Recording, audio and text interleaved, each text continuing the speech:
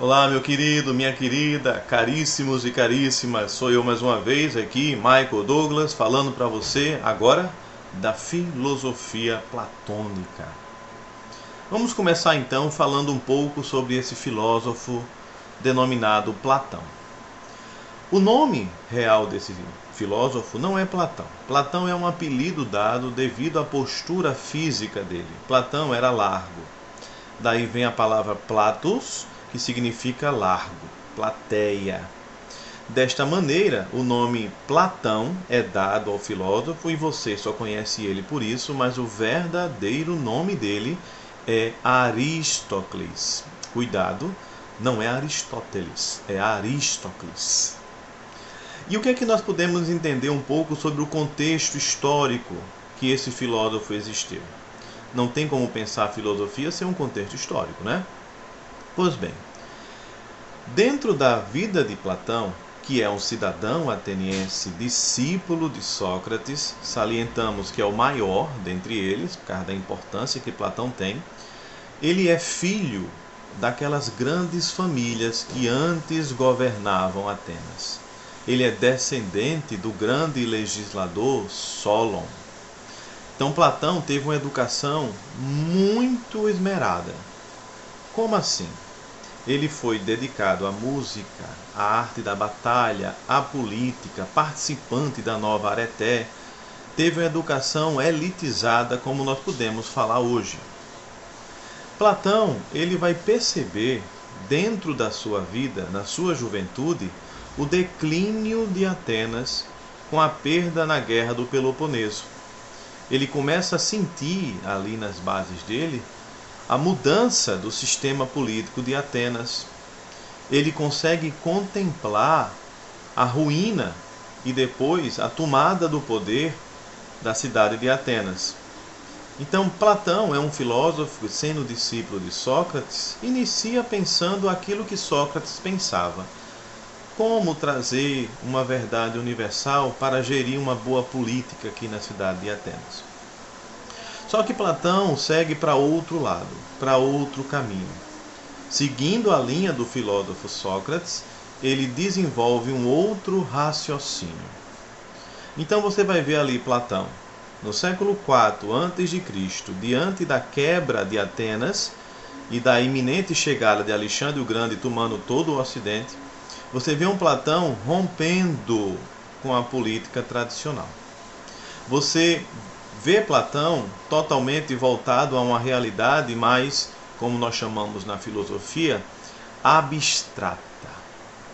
Então, diante disso, nós vamos começar a entender por que, no nosso livro, Platão é considerado o criador da metafísica. Platão, ele vai desenvolver sua filosofia fugindo deste mundo. Como assim fugindo desse mundo? Pensar o verdadeiro, ser feliz, fazer política autêntica é sair dessa realidade para ele. Esta outra realidade é quem faz Platão ser conhecido como o pai da metafísica. Esta outra realidade, que nós podemos de uma primeira forma chamar de realidade suprassensível, porque está além dessa, nós vamos pensá-la como a detentora de todas as verdades.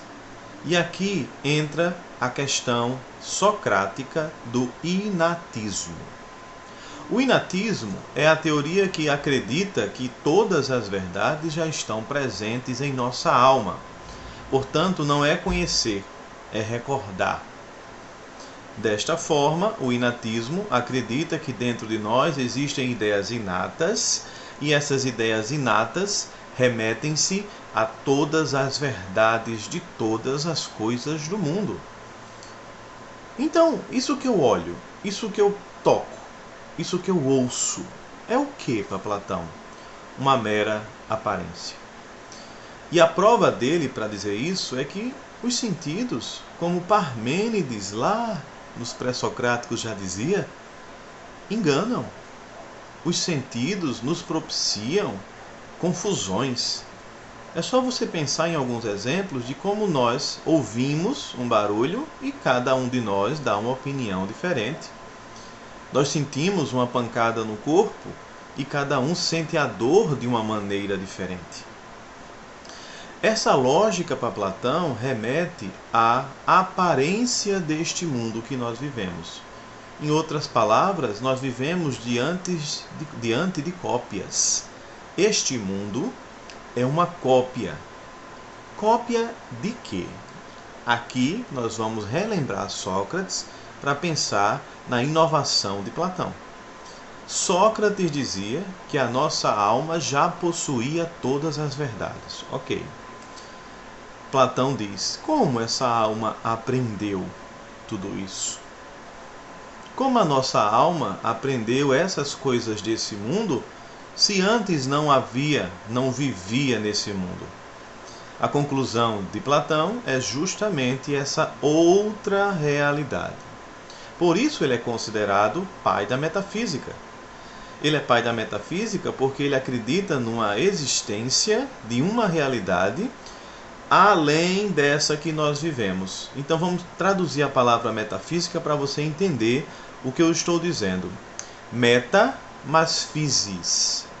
Metaphysis. Meta significa além de, depois de, e physis, lá dos pré-socráticos, natureza. Metafísica, então, é o além da natureza, o depois da natureza. Isso é literalmente a filosofia platônica. O que é verdadeiro? Essas ideias inatas habitam em mim porque antes eu as contemplei, não com os olhos do meu corpo, mas com minha alma. Então existe um mundo perfeito, além desse, que ele vai chamar de mundo inteligível. E esse mundo que nós vivemos, que é da esfera dos sentidos, nós vamos chamar de mundo sensível. Então, para Platão, conhecer é se fazer realidade inteligível neste mundo. Conhecer é sair da realidade sensível e galgar um caminho para a realidade inteligível. Para Platão, conhecer está em recorrer às verdades da alma. Nasce aqui mais uma teoria em concomitância com o inatismo, a teoria da reminiscência platônica. Conhecer é recordar. Todas as vezes que nós usamos os nossos sentidos para criar algo, para descobrir algo, Platão diz que apenas criamos mais cópias. Como é que nós chegamos a essa conclusão? E como este mundo de cópias surgiu? Será que foi o próprio mundo inteligível que criou esse mundo de cópias? Não. Platão acredita num Deus artífice, um poeta, um artista, que ele vai chamar de demiurgo universal, como se fosse um grande arquiteto do universo. Esse demiurgo universal, partícipe desta realidade inteligível, como todas as verdades e a nossa alma, olhou para aquela perfeição e desejou copiá-la. No momento que esse demiurgo copia o mundo inteligível, o que é que nasce para nós? Este mundo sensível.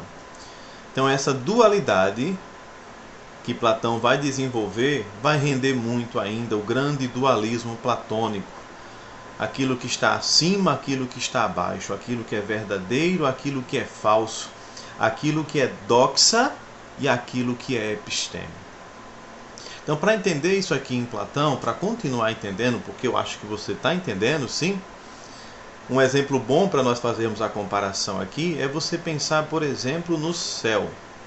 Santo Agostinho de Hipona, lá na Idade Média, que vamos trabalhar também, ele dizia, seguindo a lógica de Platão, que vivemos numa cidade que ele chamou de cidade dos homens, imperfeita, onde os homens criam suas próprias leis, onde não existe paz, onde não existe Deus.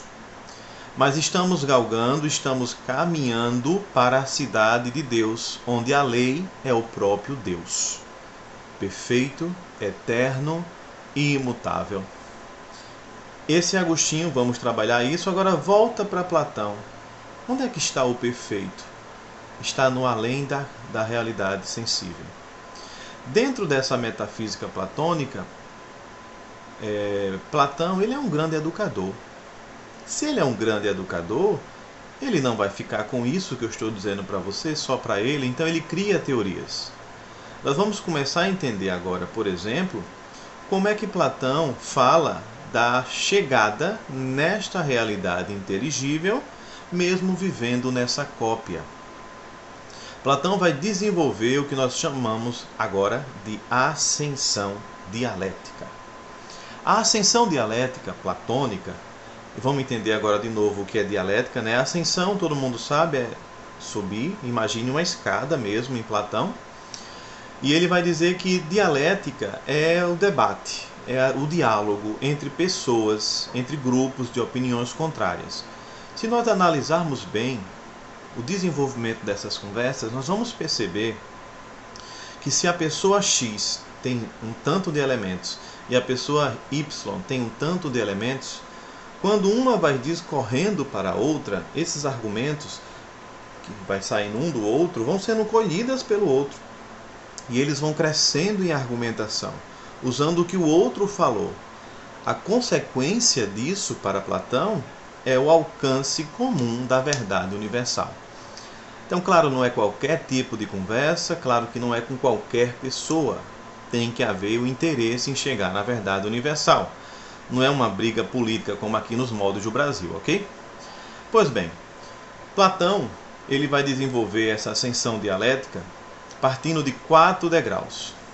O primeiro degrau, que nós podemos chamar em grego de eikasia, é o simples grau da aparência.